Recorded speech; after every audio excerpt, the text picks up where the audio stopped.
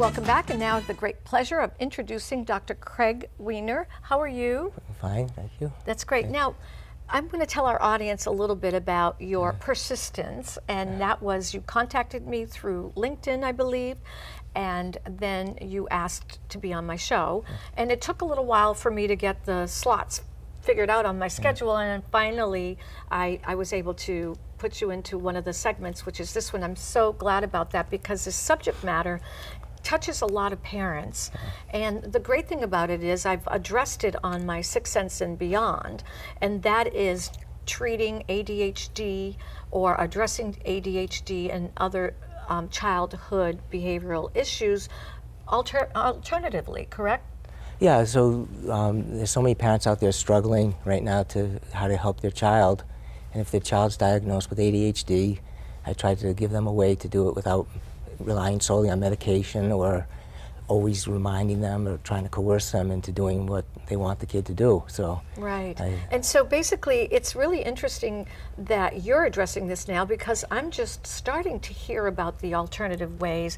But first of all, tell us a little bit about your background and what qualifies you to be able to write books about parenting your child with ADHD. Well, I've been practicing psychology for about 35 years in the city, and a clinical director at, in the social service department at Family Health Center of Worcester.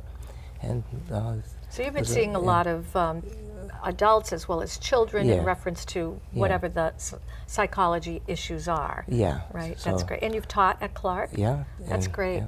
Well, thank you for being in touch with me because I'm a parent of 2 children, and I know so many parents who have, especially these days, there seems to be a prevalence of our children being diagnosed with some kind of behavioral issue. And talk about why suddenly, when I was growing up, we never even heard about this. So tell us a little bit about what's going on. Well, with more and more people seeking help, and they have these diagnoses that they've developed, and once they get the diagnosis developed, people start to see themselves in the diagnosis, and more people identify with the behaviors, and then it becomes something to now treat, because now you have a name for it. Yeah. So what's interesting is that there might be a behavioral issue with a child. First, it always starts with the classroom. The classroom teacher contacts you as a parent, says, your child seems to be losing attention in reference to an assignment. And then they recommend, because you want to listen to your teacher, they recommend that you take them to a specialist who will analyze the child, correct? Yes. Okay. So, and I've been through it, so I know the steps. So you as a new parent go, oh, I want to do anything for my child, and you take them to a psychologist, and they do a series of tests, and then they'll come to you and say, your child has an attention deficit disorder, or your child has hyperactivity or whatever. And then you'll say, what should I do about it? And in most cases in the past it's been? They say this is a neurological problem and you require medication, and then you must oversee your child and manage them very stringently to protect them from themselves. And it's true, because that's what they told me about my son, but his father and I did not advocate medication, and that was like one of the last steps we would take. And so we sought alternative methods, even neurobiofeedback, where we had him get stimulated by, now all the video games stimulate them, but anyway, different ways to handle it.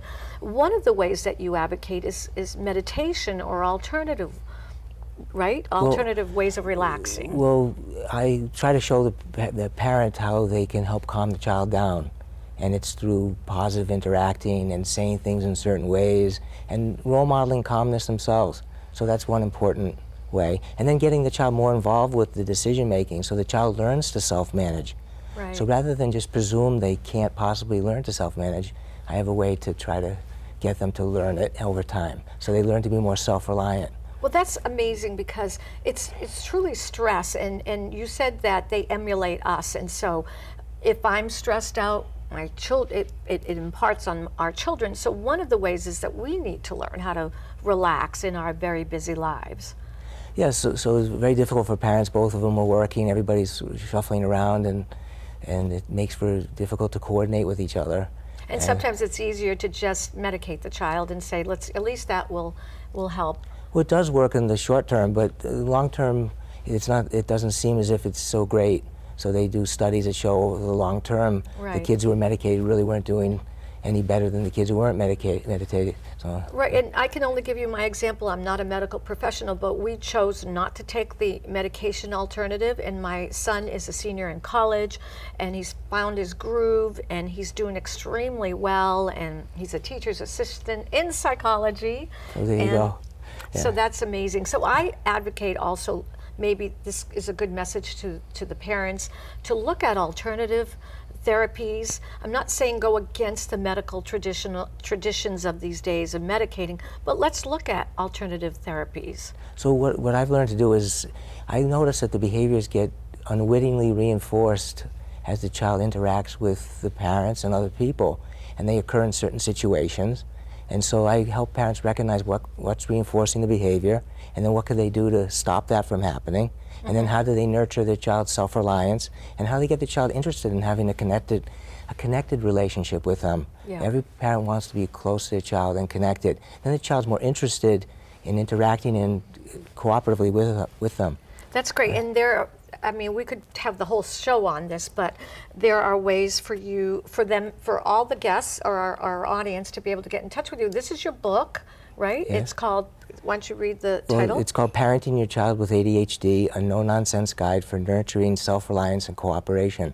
That's great. It's a Bible for parents who are bringing up their children. I wish I had this when my child was young, in his single digits and maybe even as a teen.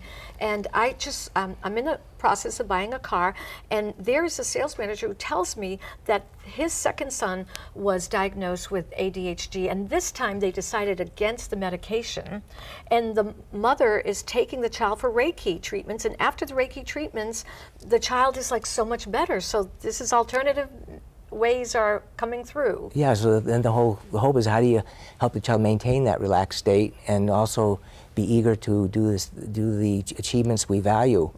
And getting in touch with you, you'll help them figure that out. Yeah, that's the Great, idea. thank you. Yeah. Thank you. Craig, thanks so Very much. nice, yeah. And we'll be right back.